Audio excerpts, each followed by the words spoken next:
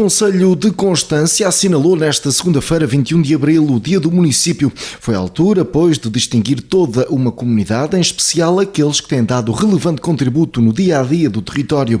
Na cerimónia oficial ficou esse testemunho de reconhecimento, com destaque para a Corporação de Bombeiros e ainda para os funcionários da autarquia. No primeiro caso, o registro para a entrega da medalha do Conselho aos operacionais que completaram 25 anos de serviço.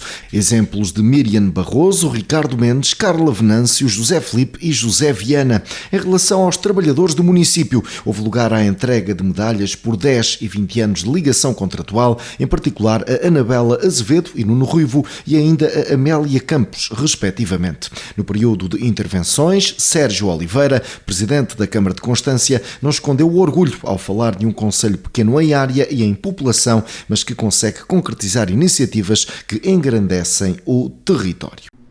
Celebramos mais um feriado municipal, em que revivemos a nossa história e onde demonstramos publicamente, através das várias manifestações culturais, desportivas e religiosas, a força identitária do nosso concelho. Saúdos a todos. E permitam que dirija as minhas primeiras palavras aos nossos bombeiros voluntários, à nossa Associação Humanitária, que este ano celebra o seu centenário.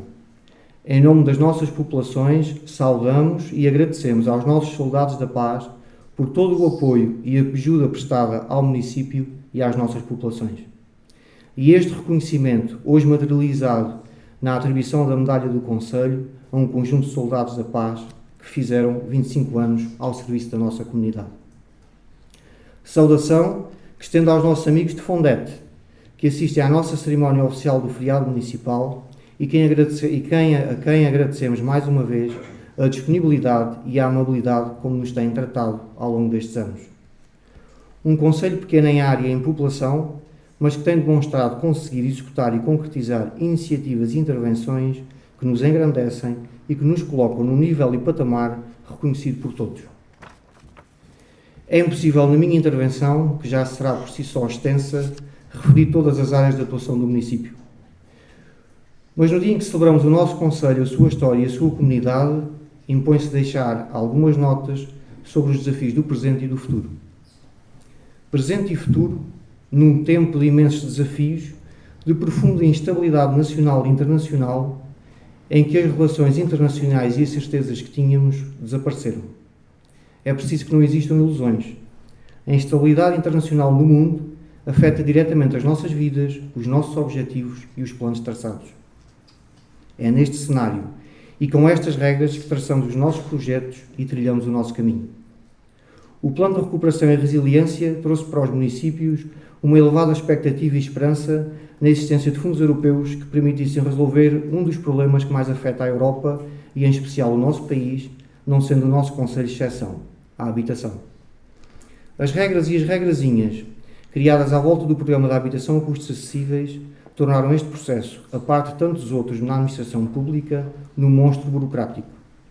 Com a alteração sucessiva dos requisitos e das regras, tudo isto atrasou os processos, mais de um ano, e continuamos nós e a larga maioria dos municípios a aguardar pela autorização para formalizar a construção de mais fogos.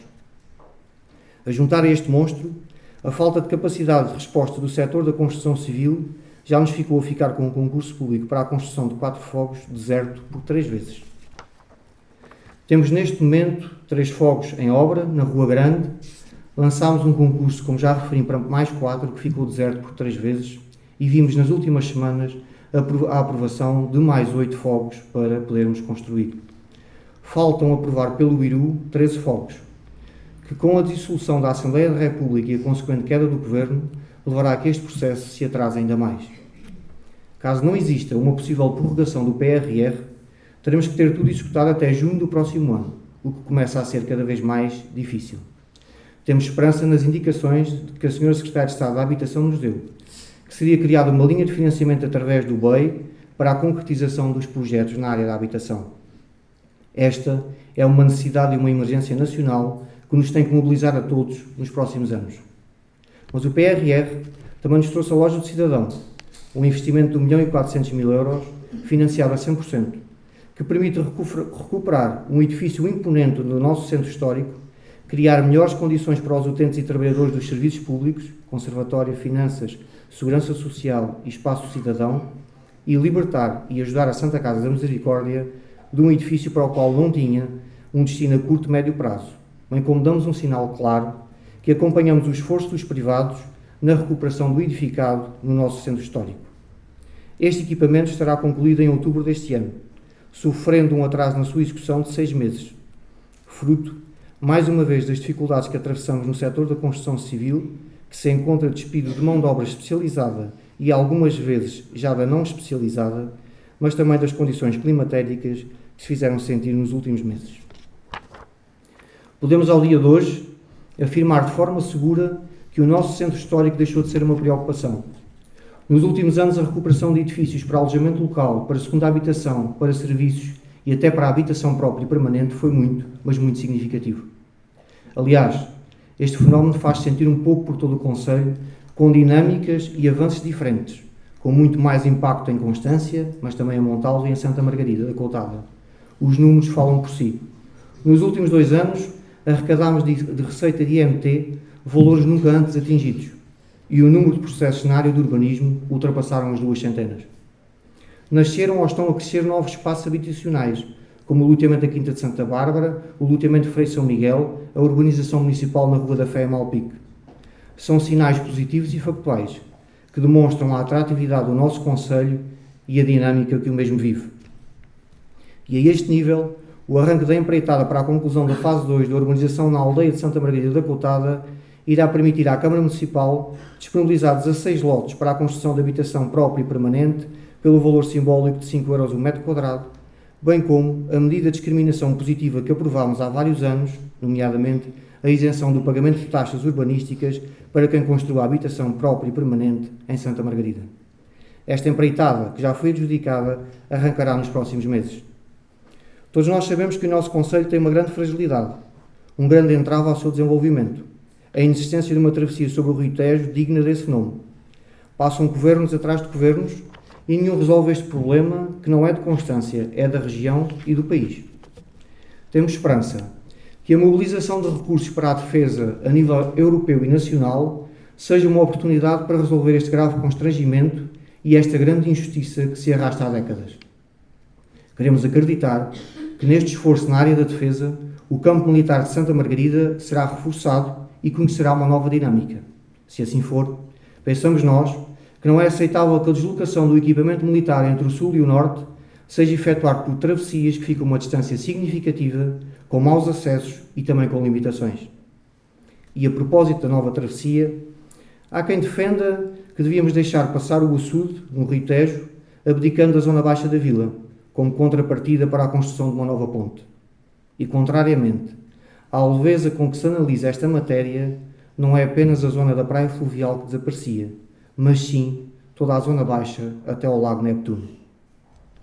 Toda a estratégia de desenvolvimento do concelho nos últimos 40 anos, e independentemente dos ciclos políticos, passou pelos rios e pela valorização das suas margens.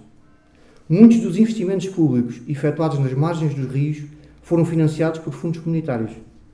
E muito do investimento privado aconteceu fruto das condições existentes na nossa zona ribeirinha e da sua valorização constante.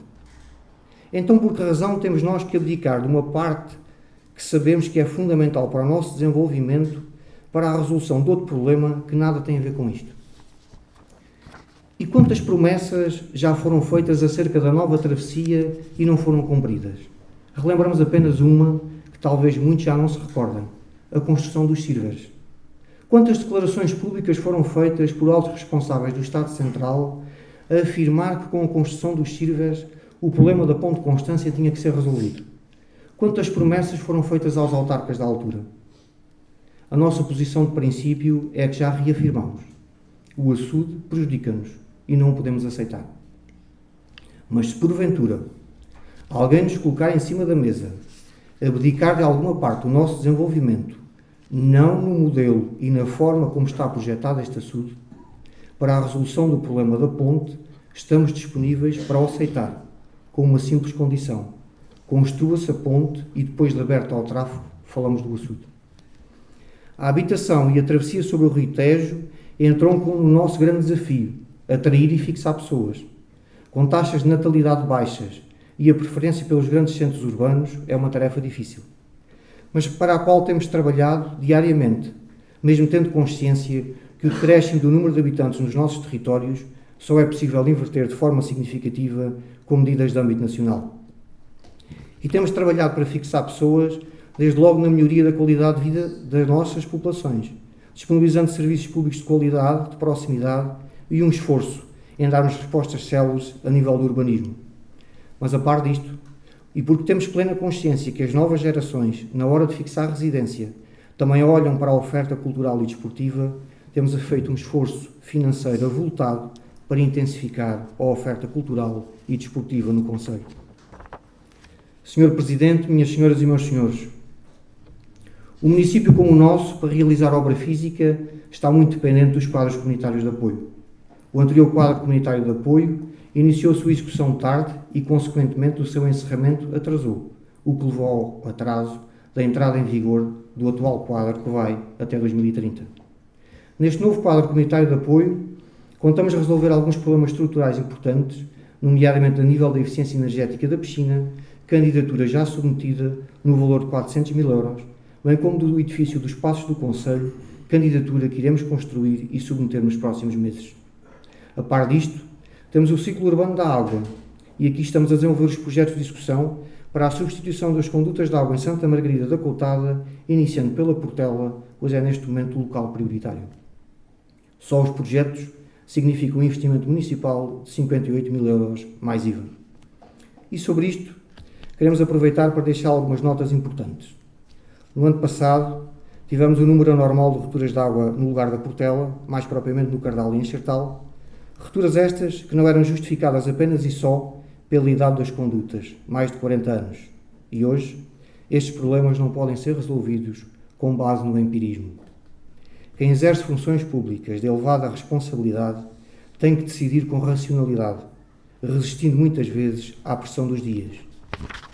Na maioria das vezes, as intervenções não acompanham o tempo de resposta que gostaríamos, mas o tempo que levamos a diagnosticar, a discutir e a encontrar soluções tecnicamente válidas será compensado no futuro. Decidir sem racionalidade e com base na pressão dos dias pode resolver os problemas no momento, mas não garante a sustentabilidade e o futuro a longo prazo. O que fizemos foi adquirir um estudo hidráulico que nos fez o diagnóstico da rede e nos indicou as medidas a adotar. Na sequência deste estudo, já foram implementadas um conjunto de medidas indicadas no mesmo e pensamos nós que os efeitos são visíveis. No ano passado, nesta zona e em igual período, tivemos 8 rupturas. No presente ano, até à presente data, tivemos apenas 2. Sabendo nós que a solução de fundo é a substituição da totalidade da rede na qual já estamos a trabalhar.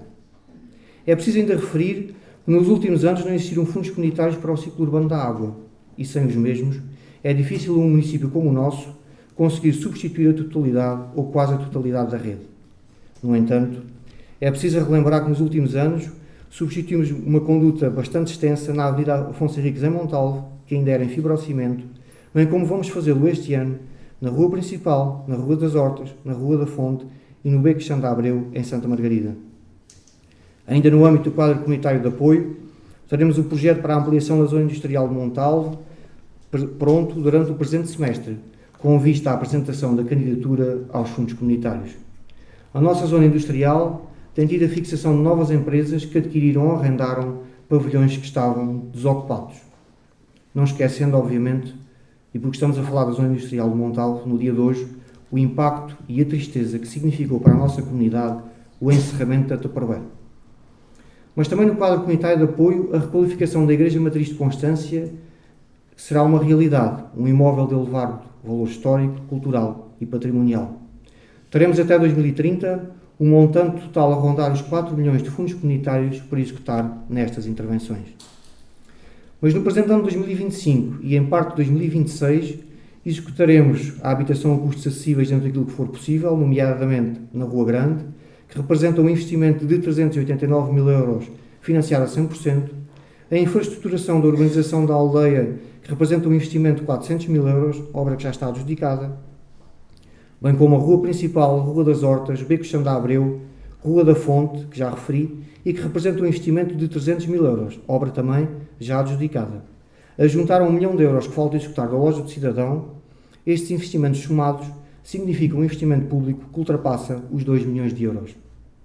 Investimentos estruturantes e importantes para melhorar a qualidade de vida das nossas populações. Na saúde, continuamos com o flagelo da falta de médicos de família, tendo feito o município todos os esforços para fixar médicos, mesmo não sendo sua competência ou função da Câmara Municipal. Exige-se respostas nacionais para a resolução urgente deste flagelo. A aposta no turismo, seja através do Centro de Ciência Viva, do Parque Ambiental, da nossa praia fluvial, das nossas iniciativas culturais, desportivas ou recreativas, do património existente no Concelho, tem sido um dos setores mais importantes para a afirmação interna e externa do nosso Concelho. Foi este setor que contribuiu de forma decisiva para o investimento privado no nosso centro histórico. Sr. Presidente, minhas senhoras e meus senhores, no dia em que celebramos a nossa terra, deixamos um profundo e sincero agradecimento, mais uma vez, às associações e coletividades, às juntas de freguesia, ao agrupamento de escolas, aos nossos bombeiros, à GNR, à Santa Casa, aos empresários e às populações por toda a ajuda, colaboração e trabalho em prol do Concelho. Mas este caminho não seria possível sem o trabalho, o empenho e a dedicação dos trabalhadores da Câmara Municipal. Uma especial referência para os que hoje são condecorados pelos anos de serviço nesta casa.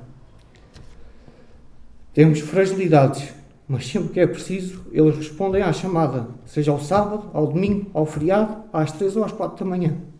Esta disponibilidade e esta entrega é algo que não se consegue pagar com o recebimento de horas extraordinárias.